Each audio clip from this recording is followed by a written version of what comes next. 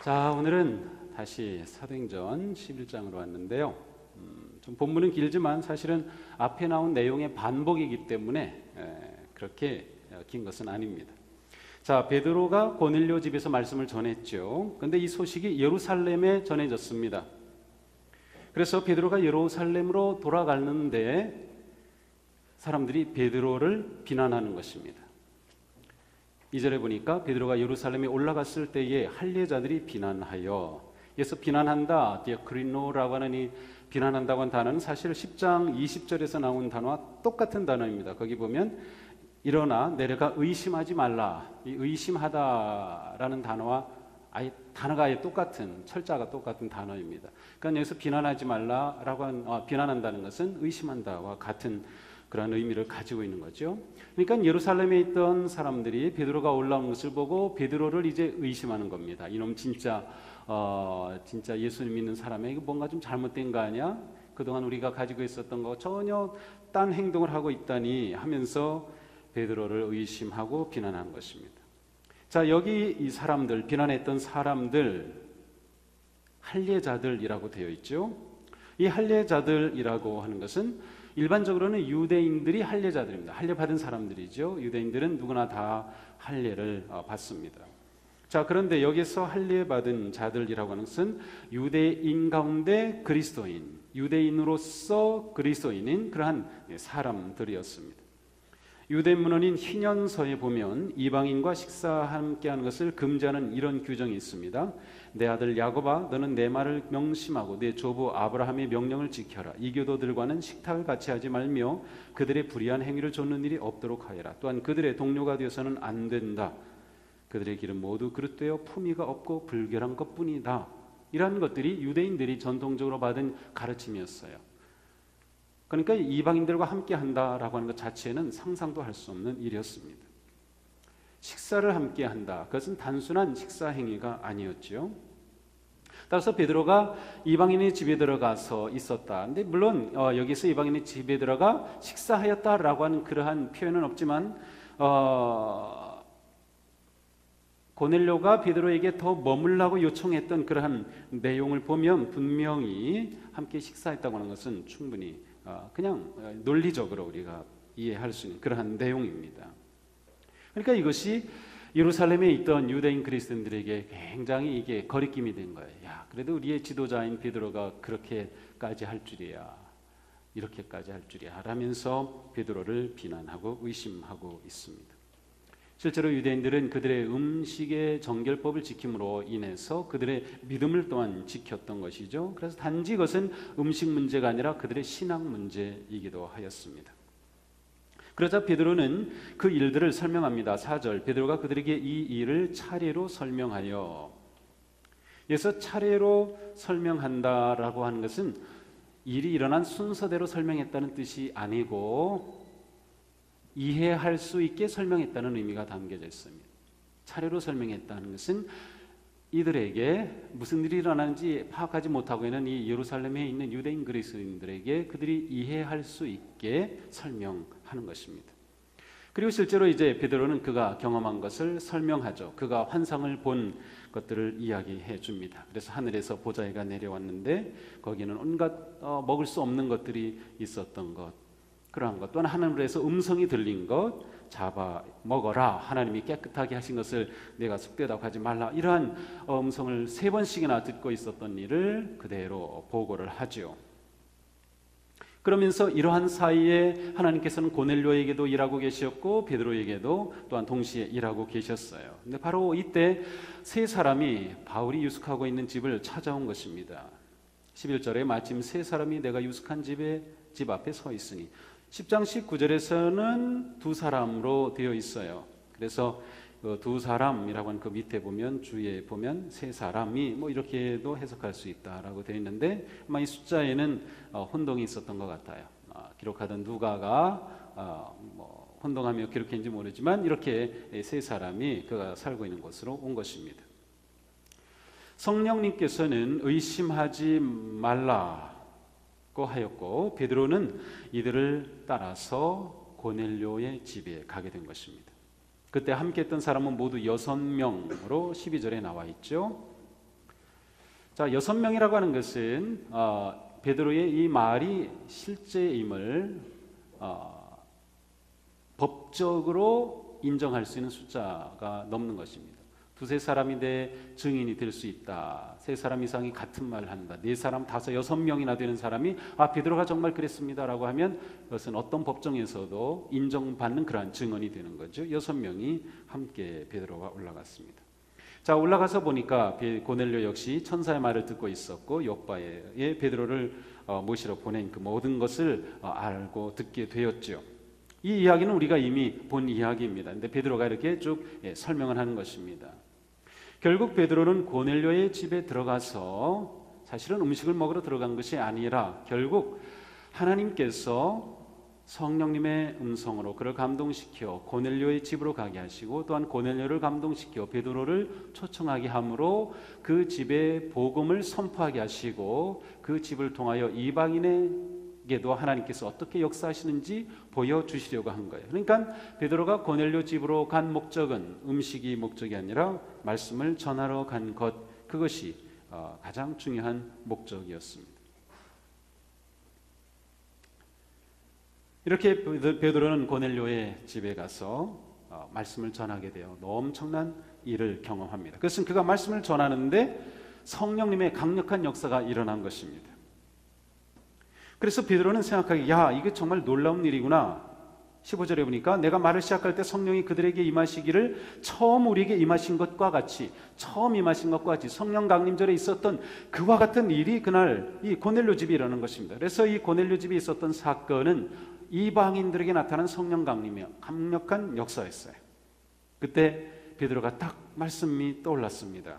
내가 주의 말씀에 요한은 물로 세례를 베풀었으나 너희는 성령으로 세례를 받으리라 한 것이 생각나노라. 정말 말씀하신 것이 이렇게 이루어지는구나. 베드로는 비로소 이해가 된 거예요. 베드로가 환상 가운데 보았던 그 경험, 그 모든 것이 비로소 이해가 되는 것이 하나님께서 이방인들에게도 더럽다 여겼던 것들, 전통과 관습 가운데 가지고 있었던 그 모든 생각의 한계를 깨뜨리시고 역사하시는, 그리고 말씀하신 대로 이루어지는 그 놀라운 역사를 보게 된 것이죠. 이렇게 이야기를 설명하고 베드로는 결론적으로 말하죠. 17절 그런즉 결론으로 말합니다. 하나님이 우리가 주 예수 그리스도를 믿을 때에 주신 것과 같은 선물을 그들에게도 주셨으니, 그렇죠? 그리스도를 믿을 때에 이들은 성령 강림절에 엄청난 선물을 받았어요. 은사를 받았습니다. 그런데 그 은사, 선물을 이들에게도 주셨다. 그러니 내가 누구이기에 하나님을 능히 막겠느냐, 이렇게 결론을 내리죠. 결국 18절에 보니까 처음 베드로를 비난했던 사람들이 말하죠. 그들이 이 말을 듣고 잠잠하여 하나님께 영광을 돌리고 말하기를 그러면 하나님께서 이방인에게도 생명 얻는 회개를 주셨다 하느니라. 자, 이렇게 해서 이방인을 향한 복음의 문이 예루살렘 교회의 성도들과 권위자들로부터 하나님의 역사하시는 방법으로 받아들여지게 됩니다. 이때부터 복음의 문이 열려지게 되죠. 이방인을 향한 생각이 달라지게 돼요. 복음의 역사의 범위가 유대인에게만 제한된 것이 아니라 이방 세계로 나아간다고 하는 것을, 그들에게 주신 성령님의 은사는 이방인들에게도 열려져 있다고 하는 것을, 놀라운 하나님의 구원의 계획은 유대인에게만 제한된 것이 아니라 이방인에게도 라고 하는 이 엄청난 방향 전환이 구체적으로 어떻게 보면 교회 안에 합법적으로, 교회 전략적으로 변화되는 사건이 여기서 일어납니다. 이렇게 되면서 그 다음에 이어지는 이야기는 스데반에 관계된 일로 인해 박해가 일어나서 안디옥 교회가 세워지는 그러한 이야기들이 나오게 됩니다. 자, 오늘 이야기는 앞에 있었던 그런 말씀의 반복이기 때문에 특별히 그 내용 자체에서 새로운 것은 없습니다. 그렇지만 또한 이 말씀을 통해서 우리에게 매우 중요한 것들을 가르쳐 줍니다. 첫째로 진정한 소통이 필요하다는 것을 보여줍니다. 진정한 소통. 진지하고 진실하고 이해와 설득을 하기 위해 설명하는 베드로의 온유한 모습을 우리는 보게 됩니다. 이방인 고넬료의 집안이 복음을 받아들이고 세례를 받았다고 하는 이 소식이 예루살렘 교회를 기뻐하게 한 것이 아니었어요. 그것은 오히려 예루살렘 교회로부터 베드로를 비난할 그러한 빌미가 되었습니다. 그들은 아직 이방 선교에 대한 그러한 빛을 보지 못하고 있을 때였습니다. 그 모든 것의 주체가 주님이시다, 성령님이시라고 하는 것을 그들은 아직 보지 못하고 있었죠. 그들은 전통과 규범에 매여 있었습니다. 어떤 틀에 사로잡혀 있었던 것이죠. 자, 이러한 사람들을 베드로가 대면해서 그들과 소통하는 겁니다. 내게 어떤 일이 있었는가라고 하는 것을 이들에게 설명해 주는 것입니다. 베드로는 이들에게 차례로 설명했습니다. 그들이 이해할 수 있는 방식으로 설명했습니다. 베드로는 여기에 대해서 그들에게 큰 소리 치지 않았어요. 내가 하나님께서 하는 일을 봤다는데 너희들이 뭔데 그래? 나는 하나님이 하는 일을 봤단 말이야. 하나님이 나하고 함께 하셨단 말이야. 성령님 역사하시는 걸 봤단 말이야. 말하면 믿어야지. 뭐 그렇게 이들과 붙지를 않았어요. 차례로 설명했다. 이것은 베드로가 설득하는 의사소통에 강력한 힘을 가지고 있었음을 말해줍니다. 차례로 설명하는 의사소통의 힘. 그것은 굉장히 중요합니다. 하나님의 계시를 받은 자가, 하나님의 뜻을 깨달은 자가 그것을 잘 소통할 줄 아는 것은 매우 중요합니다. 잘 소통하는 방법이 아주 중요한 보배로운 내용을 전달하는 도구가 되기 때문에 그래요. 우리가 말하는 것들을 보면 다 옳은 말입니다. 좋은 생각입니다. 그런데 이것이 소통이 되지 않아서 갈등이 되는 것입니다. 잘 소통한다고 하는 것 정말 중요해요. 잘 소통하는 것. 우리는 여기서 베드로가 온유하게 차분하게 설명하고 있음을 보게 되는 거죠. 우리 삶에 이러한 바른 소통이 일어난다고 하면 아마 우리가 겪는 많은 그러한 갈등과 어떤 관계 어려움들은 벗어날 수 있을 겁니다. 베드로는 모든 것이 큰 그림 뒤에는 하나님이 계신 것을 보죠. 그리고 성령님께서 모든 것 가운데 역사하신 것을 볼 수 있는 그런 눈이 열려졌기 때문에 그 눈으로 모두 포용하면서 그들에게 설득하는 그러한 소통을 하게 되죠.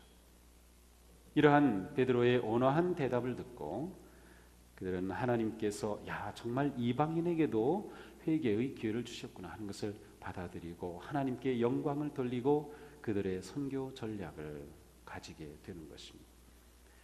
바른 소통, 진실한 소통은 믿음 공동체에서 아주 중요합니다. 아주 중요합니다. 내가 옳아도 내가 그렇게 말할 수 있는 위치에 있어도 강압적으로 하는 것은 옳지 않아요. 소통을 잘 해야 돼요. 소통을 잘 해야 돼요. 우리에겐 이런 기술이 필요합니다. 자, 두 번째, 하나님은 언제나 사람의 생각과 한계를 초월하신다는 것을 보여주죠. 하나님은 복음을 유대 땅에서 땅 끝까지 보내실 그러한 거대한 계획을 가지고 계셨어요. 처음 유대인들은 이방인들이 하나님의 구속과 사랑의 대상이라고 하는 사실을 미처 깨닫지 못하고 있었어요. 하나님의 계획과 그들의 생각은 완전히 차원이 범위가 달랐던 거죠. 마치 이사야의 말씀과 같습니다. 내 생각은 너희 생각과 다르며 너희 길은 나의 길과 다르다. 주께서 하신 말씀이다. 하늘이 땅보다 높듯이 나의 길은 너희 길보다 높으며 나의 생각은 너의 생각보다 높다. 자, 그러므로 믿음의 사람은 언제나 하나님의 뜻을 신뢰하고 자신의 생각을 내려놓습니다. 내 생각이 작다고 하는 것을 하나님의 뜻 앞에 인정하는 것입니다. 말씀 앞에 내가 서서 말씀과 내 생각이 부딪히게 되면 그때 내 생각을 내려놓는 것이 지혜로운 믿음의 반응입니다. 내 생각을 그냥 고집하고 붙잡고 있는 한 하나님의 크신 꿈은, 하나님의 놀라운 사랑의 역사는 불가능합니다. 사도 바울도 말씀하시죠. 하나님의 어리석음이 사람의 지혜보다 더 지혜롭고 하나님의 약함이 사람의 강함보다 더 강하다. 여기서 베드로는 모든 것이 이해되었기 때문에 고넬료의 집으로 가서 말씀대로 순종한 것이 아니었어요. 만약 베드로가 성령님의 음성에 순종하지 아니하였다고 하면 그 환상을 보았고 음성을 들었다 하더라도 그것을 이해하지 못했을 겁니다. 아, 하나님이 그러셨나 보다. 하나님께서는 이 더러운 것도 먹으래. 하나님께서 깨끗하게 하셨다고 하면 내가 더럽다고 해도 뭐 상관없대. 이게 뭐 무슨 뜻이야? 뭐 이런 정도였을 거예요. 근데 베드로가 순종해서 가게 되었을 때 보고 들었던 것이 깨달아지는 겁니다. 이게 믿음의 원칙입니다. 다 이해가 되기 때문에 순종하는 게 아니고 순종하니까 이해가 되는 거예요. 우리는 이해를 먼저 구합니다. 그러면 순종하겠다라고 합니다. 물론 우리가 살아가면서 이해가 필요한 부분이 있습니다. 저도 그쪽이 아주 강하기 때문에 논리적으로 이해가 되면 그 다음에는 아무런 대꾸를 하지 않습니다. 아무리 제가 좋아하던 음식이라도 논리적으로 이것은 내 몸에 나쁘다는 결론이 딱 나버리면 저는 그 다음부터 그 음식을 안 먹어요. 제 몸이 좋아하던 그것도 안 좋아하게 돼요. 왜 그런지 몰라요. 그렇지만 제가 싫어하던 거라도 이게 좋다라고 하는 게 논리적으로 딱 이해가 되면 그때는 그걸 좀 먹을 수 있어요. 근데 믿음은 논리보다 큽니다. 하나님의 말씀을, 하나님의 뜻을, 하나님의 계획을 내가 이해해야 따르겠다라고 하는 것은 지극히 인간적인 어리석은 말입니다. 우리가 살아가면서 논리적인 게 중요하지만 믿음에 있어서는 논리보다 큰 순종이 있다는 것을 알아야 됩니다. 그래서 우리는 이것이 논리적으로 이해를 필요로 하는 것인지 아니면 순종을 먼저 해야 할 것인지 우리는 그때 상황에 맞게 결단하는 게 중요하죠. 여러분은 어떤 쪽을 선택하나요? 하나님의 뜻과 내 뜻이 부딪힐 때, 아니면 하나님의 뜻은 분명한데 이해가 되지는 않을 때, 그때 여러분은 어느 쪽을 선택하나요? 자, 세 번째, 기준을 하나님께 맞추라는 것이죠. 하나님의 뜻을 선택한다고 하는 의미는 내 삶의 기준, 내 행동의 기준, 내 인생의 기준을 하나님께 맞춘다고 하는 의미가 담겨 있습니다. 기준이 잘못되면 모든 것이 잘못됩니다. 군대에서도 기준이 중요하죠. 그래서 기준 하면은 막 뛰어가서 기준 하면은 거기 가서 쫙 붙습니다. 저쪽에 가서 또 기준 하면 거기에 가서 붙어요. 기준이 중요합니다. 내 삶의 기준을 어디에 맞추느냐가 내 인생을 결정합니다. 많은 사람들은 신앙생활을 자신의 기준에 따라 합니다. 자신이 세운 기준에 따라 예배하고 자신이 세운 기준에 따라 봉사하고 자신이 세운 기준에 따라 섬깁니다. 예루살렘의 유대인 그리스도인들은 그들이 가지고 있던 기준이 있었어요. 그들이 가지고 있던 전통이 있었어요. 그리고 그 기준과 전통으로 베드로를 평가합니다. 그러나 베드로는 그도 그와 같은 기준을 가지고 있었지만 믿음으로 순종할 때에 이해가 되지요. 그래서 그의 기준이 달라진 겁니다. 이방인들과는 식사도 함께 할 수 없다. 상종할 수 없다. 하나님은 우리 유대인들에게 구원의 계획을 가지고 계셨다라고 하던 그의 기준이 순종함을 통해 확 열려져서 하나님의 기준으로 높아진 겁니다. 그래서 이 기준에 맞추지 못하는 예루살렘의 성도들에게 이 기준에 자기가 어떻게 변화되었는지를 논리적으로 잘 설명해 주었던 것이죠. 우리도 종종 우리 자신의 기준에 따라 남을 판단하기도 합니다. 그러나 중요한 것은 내 기준이 아니라 하나님의 기준입니다. 내가 하나님의 기준에 맞추려고 해야지 하나님을 내 기준에 맞추려고 하지 말아야 합니다. 근데 많은 경우 우리는 자꾸 하나님을 내 기준으로 자꾸 맞추려고 합니다. 내 기준으로 맞추려고 합니다. 이것을 깨뜨려야 하는 거죠. 다음으로 꿈은 전염된다라고 하는 거죠. 베드로는 순종함으로 위대한 꿈을 가지게 되었습니다. 하나님의 크신 그 꿈, 그 크신 뜻을 깨닫게 된 것입니다. 하나님의 그 계획이 베드로의 꿈이 되었습니다. 이방인들을 향해서도 하나님께서는 이와 같은 놀라운 회개의 기회를 주시고 그들을 구원하시고자 하는 놀라운 하나님의 마음이 있구나. 그 마음이 베드로에게 들어와서 베드로의 비전이 되었습니다. 베드로의 이 비전은 예루살렘으로 갔을 때 도전을 받습니다. 대체로 하나님이 주신 꿈은 도전을 받게 마련입니다. 요셉도 하나님이 꿈을 보이셨지만 그 형제들의 도전을 받죠. 너무나도 그 도전이 커서 노예로 팔려가기까지 하죠. 하나님의 꿈은 도전을 받아요. 그러나 베드로는 포기하지 않아요. 꿈에 사로잡힌 사람은 결코 그 꿈을 포기할 수 없어요. 결코. 그래서 그 꿈을 다른 사람들에게 말하게 되고 그 꿈을 이야기하게 됩니다. 베드로는 그 꿈을 사람들에게 전해준 겁니다. 세상의 모든 장벽이 예수 그리스도의 십자가와 사랑의 복음으로 무너지고 하나가 되는 그 엄청난 꿈을 그들에게도 나눠주는 겁니다. 하나님께서 이와 같이 역사하셨습니다. 성령님께서 이처럼 일하셨습니다.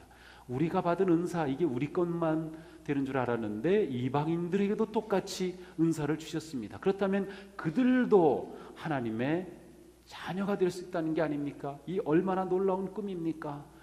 베드로가 그들을 그 꿈에 감염시킨 거죠. 그 꿈에 함께 다가오게 했습니다. 사도 바울도 같은 꿈을 가졌던 사람이죠. 그래서 그는 갈라디아서 3장 28절에 이렇게 그의 꿈을 선포합니다. 유대 사람이나 그리스 사람이나 종이나 자유인이나 남자나 여자나 차별이 없습니다. 그것은 여러분이 그리스도 예수 안에서 다 하나이기 때문입니다. 여러분이 그리스도에게 속하여 있으면 여러분은 아브라함의 자손이요 약속을 따라 유업을 이을 자들입니다. 유대인이 아브라함의 자손이고 유업을 이을 자가 아니라 그리스도의 복음의 약속 안에 있으면 이 자리는 우리들도 하나님의 놀라운 구속의 은혜를 누리며 그 유업을 받을 자라고, 우리가 진정 아브라함의 자손이라고 하는 거예요. 바울은 그 꿈을 가지고 복음을 전파했어요. 우리도 그 꿈에 불타야 되는 거예요. 우리가 너무 좋으니까 우리는 하나님의 구속받은 자고 우리는 하나님의 자녀들이야. 할렐루야. 할렐루야, 우린 좋아. 할렐루야, 할렐루야, 할렐루야 하지 말고 좀 퍼져야 돼. 야, 우리 이 꿈을 나누자. 하나님의 이 사랑받는 자녀가 넘쳐나게 꿈을 선포하는 거죠.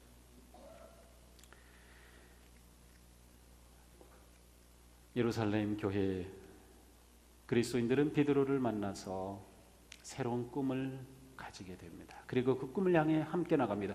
하나님께 영광을 돌리고, 야, 그렇다. 하나님께서는 이방인들에게도 회개의 기회를 주셨구나. 그들은 함께 마음을 합하게 되고 안디옥에 교회가 세워지고 선교 역사가 일어나게 되는 거죠.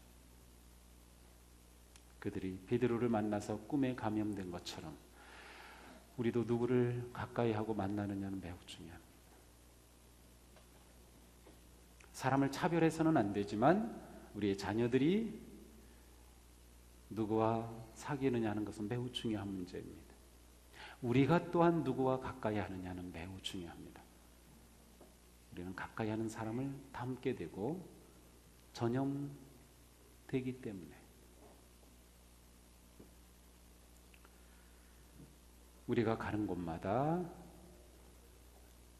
베드로가 꿈꿨던 그 영광스러운 삶을 전해주는 겁니다. 전염시키는 겁니다.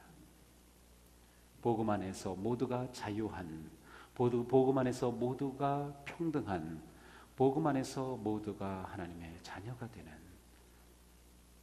그 영광스러운 꿈을 우리도 품고 이 자리를 나가는 거예요. 우리의 삶이 베드로를 통해 보여주신 그 영광에